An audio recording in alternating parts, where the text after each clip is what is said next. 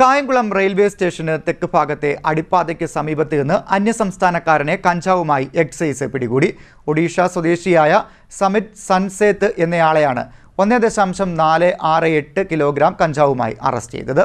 Kayamkulam railway സ്റ്റേഷന് തെക്കുഭാഗത്തെ അടിപ്പാതയ്ക്ക് സമീപത്ത് അന്യസംസ്ഥാനക്കാരനെ കഞ്ചാവുമായി excise പിടികൂടി. ഒഡീഷ സ്വദേശിയായ സമിത് സൻസേത്ത് എന്നയാളെയാണ് 1.468 കിലോഗ്രാം കഞ്ചാവുമായി അറസ്റ്റ് ചെയ്തത്. കായംകുളം എക്സൈസ് റേഞ്ച് ഓഫീസിലെ എക്സൈസ് ഇൻസ്പെക്ടർ മുഹമ്മദ് മുസ്തഫയുടെ നേതൃത്വത്തിൽ കഴിഞ്ഞ ദിവസം രാത്രി 12 മണിയോടുകൂടി നടത്തിയ പരിശോധനയിലാണ് കഞ്ചാവുമായി ഇയാളെ പിടികൂടിയത്.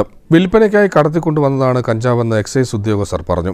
അന്യസംസ്ഥാന തൊഴിലാളികൾ വൻ ലാഭം നേടുന്നതിനായി നാട്ടിൽ നിന്ന് വരുമ്പോൾ ചില്ലറ വിൽപ്പനയ്ക്കായി വൻതോതിൽ ലഹരി വസ്തുക്കൾ എത്തിക്കുന്നതായി രഹസ്യവിവരം ലഭിച്ചിരുന്നു. ഇതിന്റെ അടിസ്ഥാനത്തിൽ കഴിഞ്ഞ കുറച്ച് നാളുകളായി അന്യസംസ്ഥാന തൊഴിലാളികളെ നിരീക്ഷിച്ചു വന്നതിന്റെ അടിസ്ഥാനത്തിലാണ് കേസെടുത്തത്.